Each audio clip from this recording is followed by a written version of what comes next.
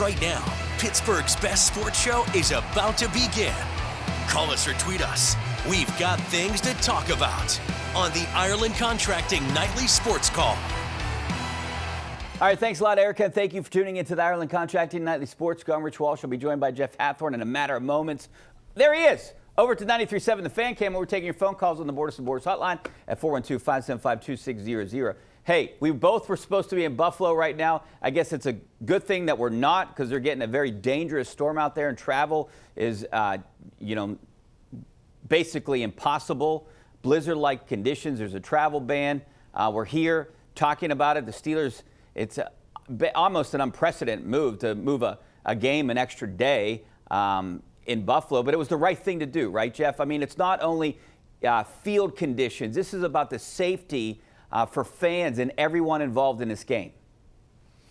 Fans, personnel, the Steelers flying up today was a question mark on what that weather was going to be like. I mean, yeah, look at that video. That's crazy for anybody that would be outside, or anyone that would have to get up early and shovel. And I guess it was still going to be snowing in the morning.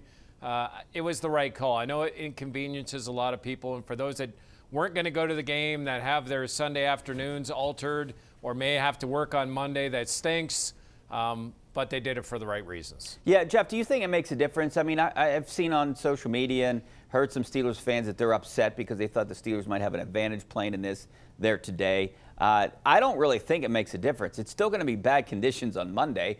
Potential snow. It's going to be 20 degrees, 40-mile-an-hour wind. It's not like it's going to be 70 and sunny.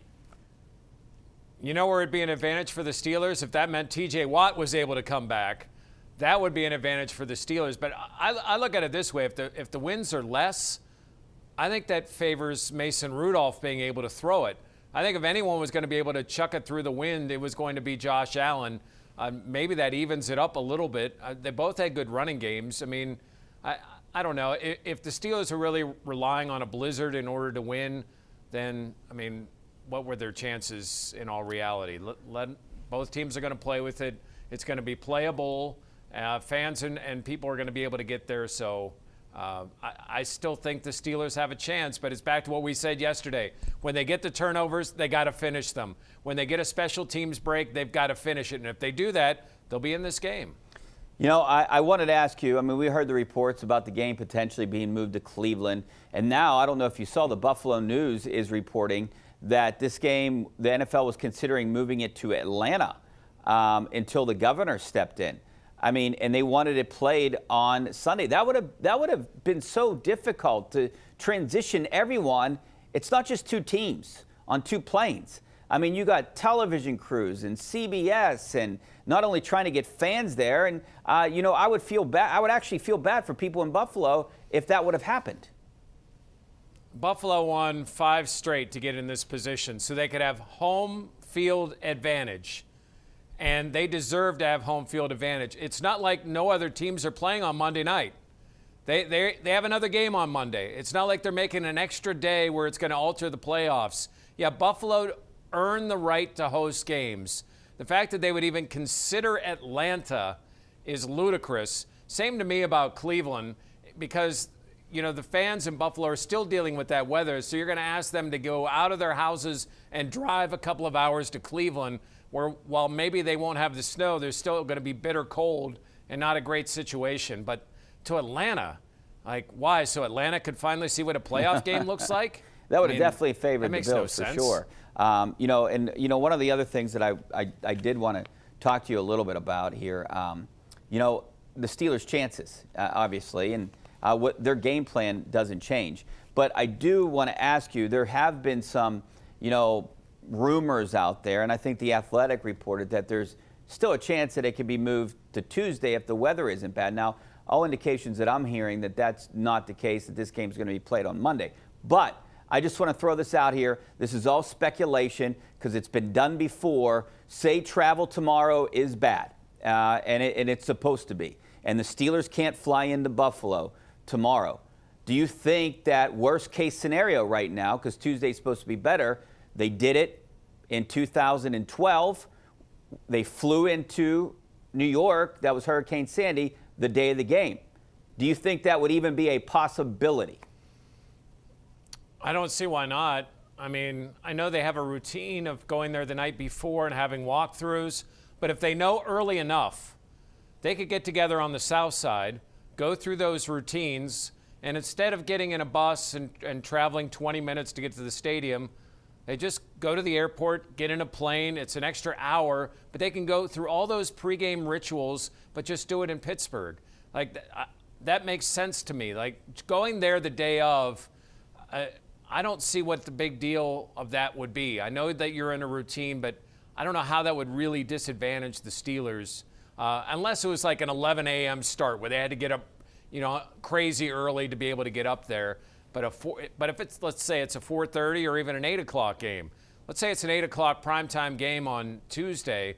I mean, and the Steelers leave at 8 in the morning. I mean, it's all kinds of time that they could go up there and still go through walkthroughs and all the other things they need to get ready. Yeah, I was saying if they kept the game at 4:30 on Monday, I still think it doesn't really impact them. Yeah, they got to go to the airport, but they can still do everything at the Steelers Southside facility, breakfast, meetings, whatever they need to do. And then, like you said, drive to the airport, get on a plane. It might be an extra hour, but you fly out and you time it right to where you get to the stadium at 12:30, 1 o'clock.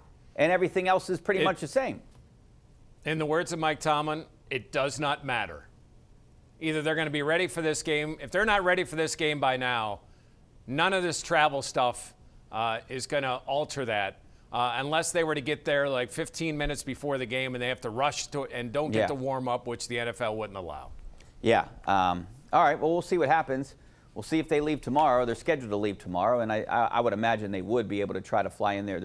There's got to be some type of window. All right. We got to take a break. 412-575-2600 is the number. Give us a call back.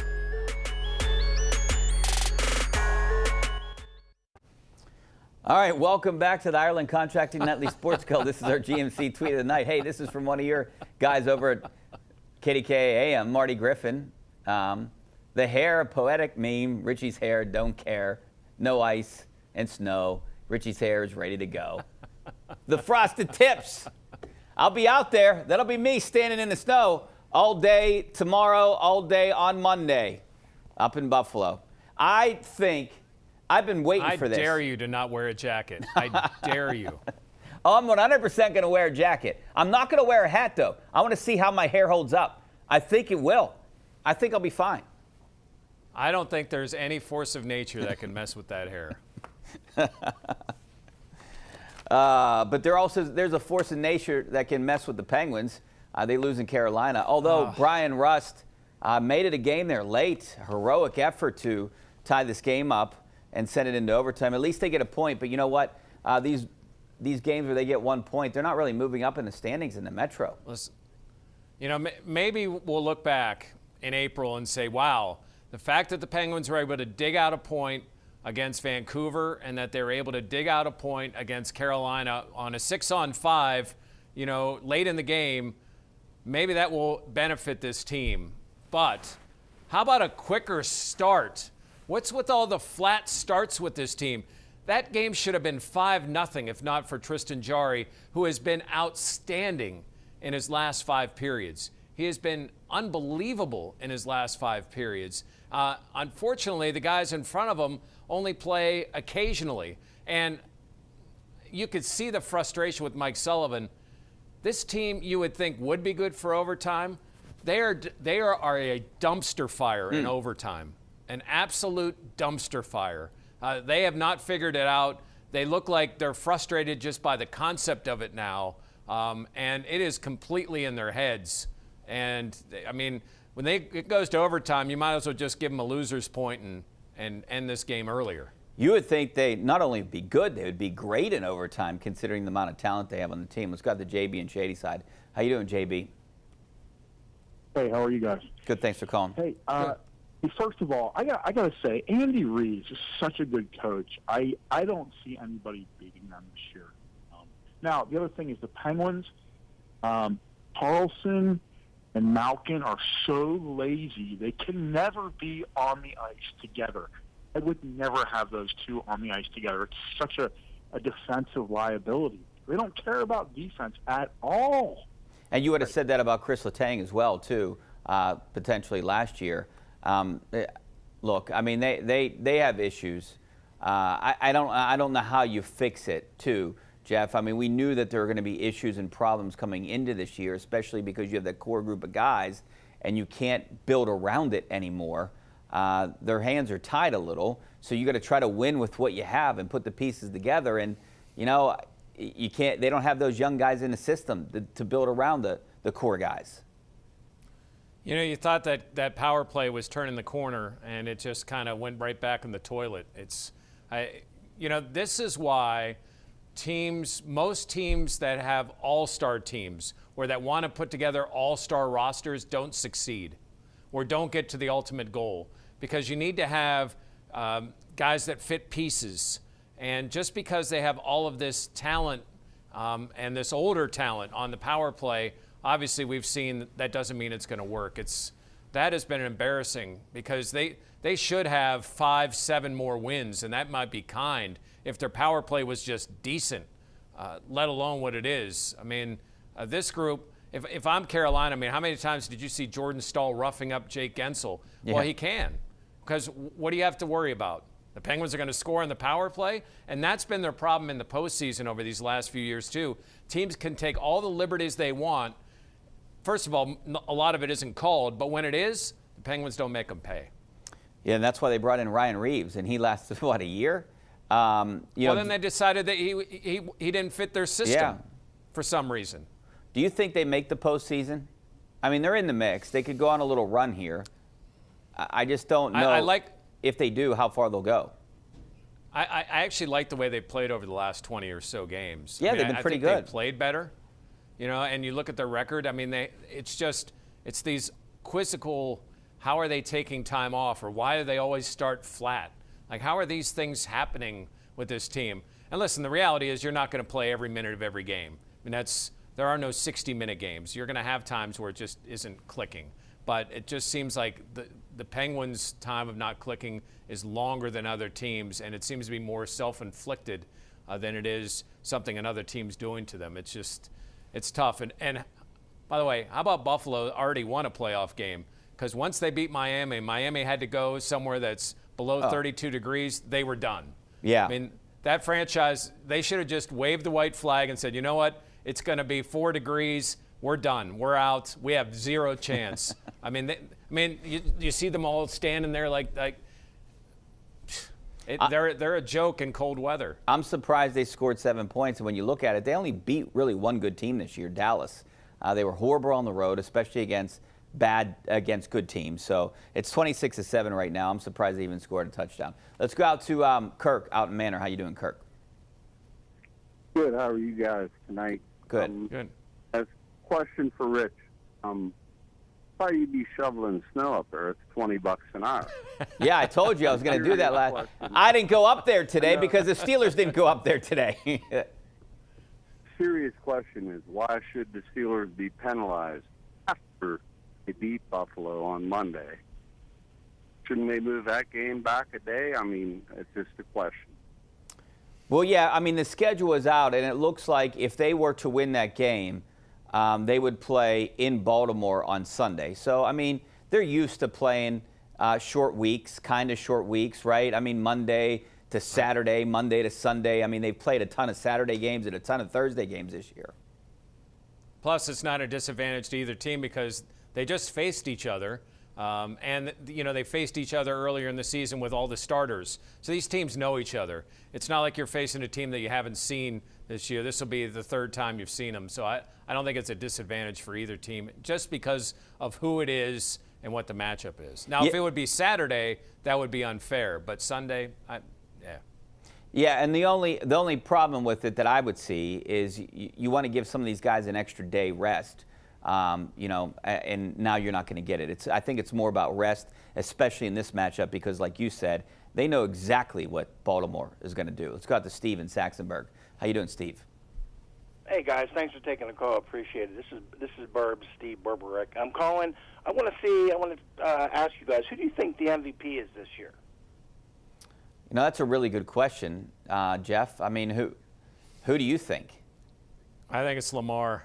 I think Lamar is playing at a different level. I mean, I think about that first game that the Steelers beat the Ravens and the 7 drops, and if those don't happen, I mean, Lamar's numbers are incredible. I think Lamar.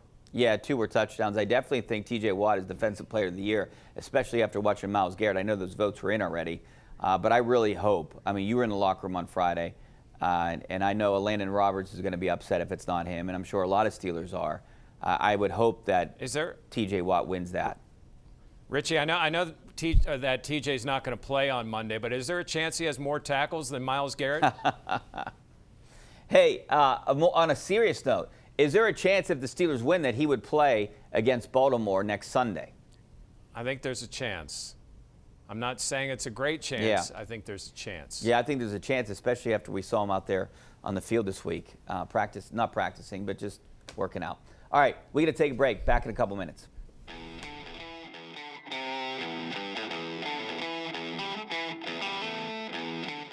Jeff, not a lot of time left, and we talked a little bit about MVP, maybe Defensive Player of the Year, but what about Coach of the Year?